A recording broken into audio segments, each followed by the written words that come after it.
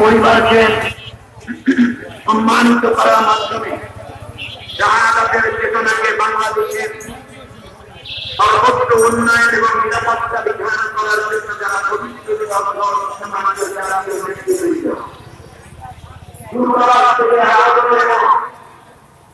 এই মহানসী বিভাগে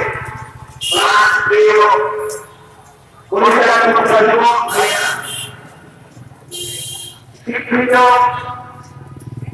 চিন্তাবিদ এবং এই সমাজে আগামীর কর্ণধার হিসাবে যারা নিজেদেরকে এই জমির আবাদ করার জন্য চেষ্টারত রয়েছেন, প্রিয় সাংবাদিক, পেশাজীবী, চিকিৎসক এবং অন্যান্য শিক্ষিত জাতির নেতৃবৃন্দ, আমার সম্মানিত মুরব্বী সালাম, পর্দার আড়ালে সম্মানিত মা বোন, পরিচার টুকরা, আদরের ছোট্ট বন্ধুরা, অন্যান্য ধর্মাবলম্বী ভাই বোন, যে যেখান থেকে শুনছেন, কারণ এই কোরআন শুধু মুসলমানের জন্য নয়, বরং কোরআন হচ্ছে বিশ্ব মানবতার জন্য। আল্লাহ সুবহানাহু ওয়া তাআলা বলেছেন, আলিফ লাম রা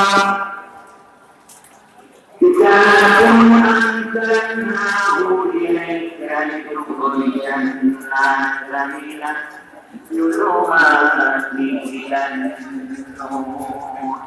ইয়া রাসূল, এই কোরআন আমি এজন্য নাযিল করেছি যাতে করে তুমি সমস্ত মানুষকে অন্ধকার থেকে আলোর পথে নিয়ে আসতে পারো। হিন্দুরা মানুষ না, বৌদ্ধরা মানুষ না, খ্রিস্টানরা মানুষ না, বামপন্থীরা মানুষ না, সেই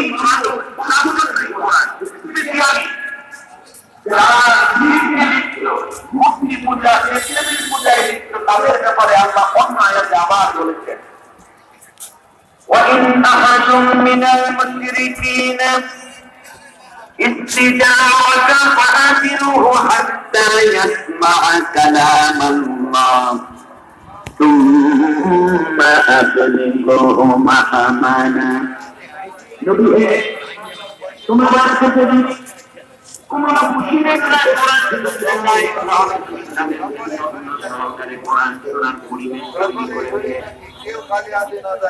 কোরআনের আলোচনা শেষে, কোরআনের ইসলামী এবং তার শেষে যখন ময়দান ভেঙে মানুষেরা বাড়িতে যাওয়া শুরু করবে, মসজিদ ভেঙে যাবে, তুমি আগে বাড়িতে যাবে না, বরং অমুসলিম যারা কোরআন শুনতে আসলো আগে নিরাপত্তার সাথে তাদের বাড়িতে পৌঁছায় দিও।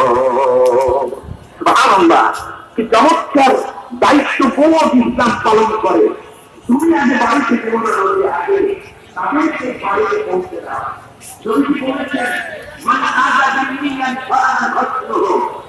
যারা একটি ইসলাম অধ্যুষিত জমা পাবে, অমুসলিমদেরকে কষ্ট দিবে, কিয়ামতের দিন ওই নামদারি উম্মতের বিরুদ্ধে আমি আল্লাহর আদালতে মামলা দায়ের করব।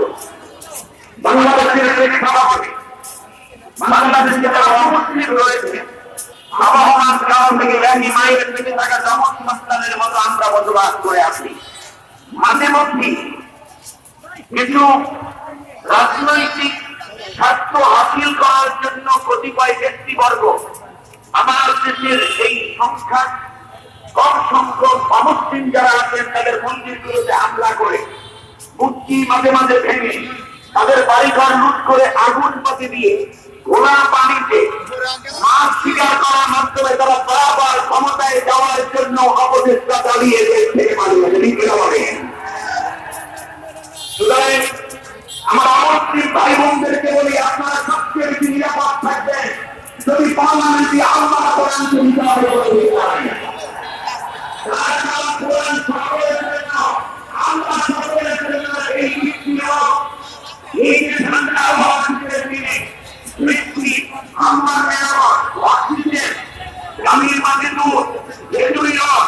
পানি সবকিছু আল্লাহ সমান হারে সবাইকে দিচ্ছেন। আর ওই আল্লাহর কথা হচ্ছে কোরআন, সবাই যদি মেনে চলি দুনিয়ায় শান্তি, সবাই পরকালে জান্নাত দেওয়ার সুযোগ পেয়ে যাব। অমুসলিমরা সবচেয়ে বেশি ভালো থাকবে যারা জ্ঞান পাবি,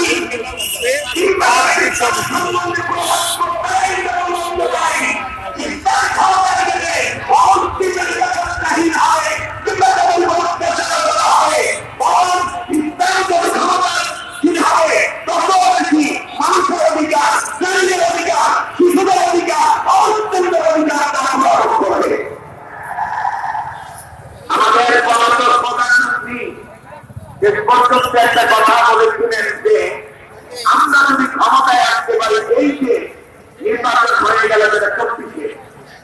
বলেছিল যে আমরা ক্ষমতায় আসবে মদিনার সনদে দেশ চালানো। কোথার থেকে যারা করেছে? মদিনার সনদে উল্লেখ আছে সব মানুষ ধর্মের মানুষেরা সমান অধিকার ভোগ করবে রাখতে, কেউ কারো ক্ষতি করবে না, আক্রমণ করলে বাহির থেকে সবাই সমান ভাবে তা প্রতিরোধ করবে। মদিনা যেটা 47টি শর্তে বিশ্বের প্রথম সংবিধান নবী রচনা করে মদিনায় সনদ করেছিলেন। প্রত্যেকে শুনে শুনে মাশাআল্লাহ তিনি এই ধর্মের একটা ব্যবসা শুরু করেছিলেন। এখন আস্তে করে বলে আমরা মদিনার সনদে দেশ চালাবো, দিনের ভোট যাবে দিয়ে তিনি ক্ষমতায় আসলেন, যেভাবেই হোক 3-4 মাস যাওয়ার পরে